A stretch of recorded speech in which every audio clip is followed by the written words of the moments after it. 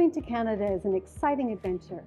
Although it may seem like you are just moving next door and things will be pretty much the same, you may find a surprising number of differences beyond the accents, eh?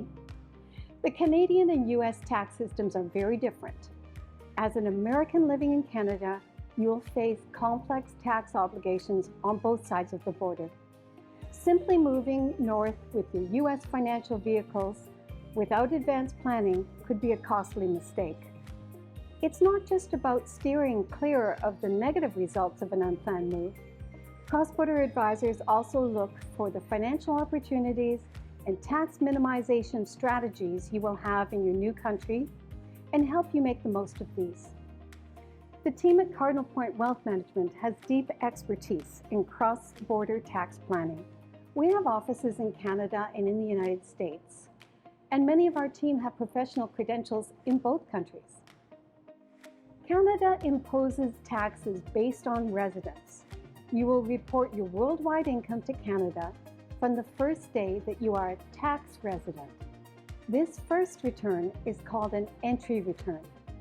It includes certain types of Canadian-sourced income, such as employment or real property income, for the entire year, but worldwide income only for the portion of the year that you are a tax resident.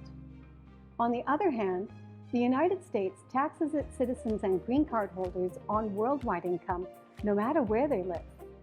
As a U.S. person, your tax filing obligation continues until you are no longer a U.S. person.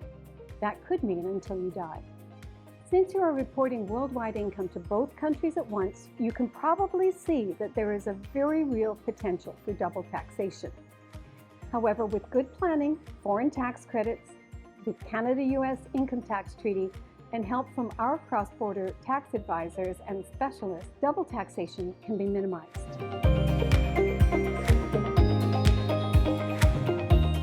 The Canada-US Tax Treaty is a key tool in cross-border tax planning. The treaty clarifies which country has the right to tax your income first and to what extent. The treaty has 31 articles covering everything from business profits to pensions to taxes imposed by reason of death. A provision of note for retirees is that Social Security income, which includes Canada Pension Plan and Old Age Security, is only taxable in the country of residence. Your U.S. Social Security is only 85% taxable in Canada, to mirror what it would be if you were a U.S. resident.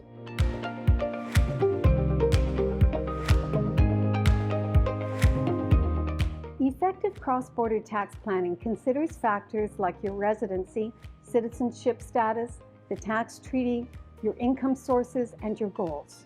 Each category of your income needs to be considered. How is it taxed in Canada? How is it taxed by the U.S.? What does the treaty do to arbitrate between the tax authorities and protect you from double taxation? Then there is the big question. What can you do before you move north to arrange your financial affairs to attract the least overall tax? Every situation is different and poses unique challenges. There is no one-size-fits-all to cross-border tax planning. Even the U.S. state you are moving from and the Canadian province you are moving to matter. At Cardinal Point, we have deep experience in this area. Our goal is to guide you through the complex tax laws, ensuring compliance while optimizing your financial situation. The biggest challenge is caused by each country's different approach to financial structures and different taxation of similar income streams. Revocable living trusts are a case in point. The U.S. sees them as disregarded entities, while Canada sees them as separate taxpayers. When moving to Canada, managing U.S.-based accounts requires careful attention. For instance, transferring a 401k to a Canadian retirement plan is not a straightforward process and could trigger significant taxes if not done correctly. Similarly, your employee stock purchase plan, your ESPP, may be subject to different tax rules in Canada, affecting how your stock gains are taxed. If you have a 529 plan, its benefits may not be fully recognized in Canada, so it is crucial that you understand how to continue using it for education. Health savings accounts, HSAs, are another tricky area. Moving them to Canada without a strategy in place can lead to unexpected taxes.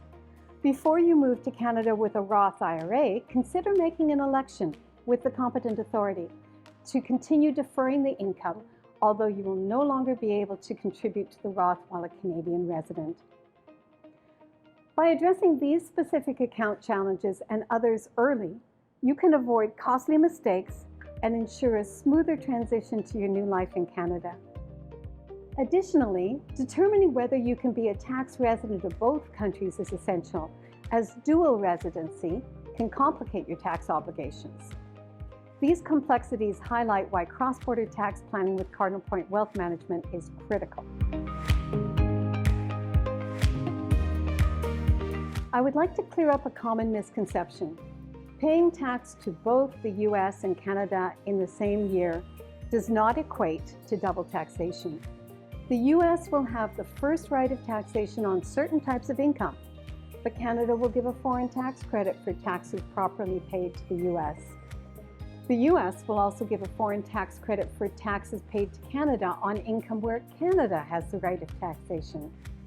At the end of the day, if you add up the taxes paid to both countries, it should total no more than if you had only paid tax on your income to Canada, with a couple of exceptions. Currency exchange rate fluctuations will cause capital gains to be calculated differently in both countries. This is something that can be planned for and managed with various strategies. The buzz phrase here is stepping up your basis. Get ready for the 150-page U.S. tax return and the multi-page separate filing to FinCEN, that's Financial Crimes Enforcement Network. As a resident of Canada, you will have Canadian bank and investment accounts. You may have a Canadian retirement savings plan, a TFSA, an FHSA, RESPs for the grandchildren. You may even have a business or two in Canada. All of these are foreign from the perspective of the U.S. and have to be reported on various forms, even though they rarely result in additional taxes. Penalties for late filed, non-filed, or incomplete reports are painfully large. The Canadian tax return is much thinner. The foreign asset reporting, foreign from a Canadian perspective this time, is also more streamlined on Form T1135. Canadian penalties are much lower, but still avoidable. Even though you may have prepared your own tax return in the past, consider this a don't try this at home situation. Be prepared to engage with qualified cross-border tax professionals for at least the first 3 years of your transition. And at Cardinal Point Wealth Management, we can help you arrange your affairs so you have fewer foreign reporting headaches. There is more to a cross-border move than retirement accounts and income taxes. Under the Canada-US Totalization Agreement, also known as the Social Security Agreement, if an employer requests you move temporarily to Canada for their convenience, you can arrange to stay as a contributor to US Social Security for up to 5 years. Working with a cross-border financial advisor isn't just about compliance. It's also about peace of mind. Our cross-border financial and tax specialists at Cardinal Point Wealth Management understand the intricacies of both tax systems and can create a personalized strategy that aligns with your financial goals. It can be complex and challenging without a guide. Don't let taxes overshadow and sour your move to Canada. With the right plan, you can focus on enjoying your new adventure without the stress of unexpected tax bills. Whether you're moving for work, starting a business, or planning for retirement, the cross-border planners and specialists at Cardinal Point will help you make fully informed decisions every step of the way.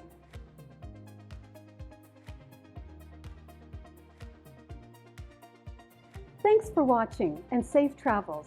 If you found this information helpful, don't forget to like, share, and subscribe for more insights into how to manage your finances across borders.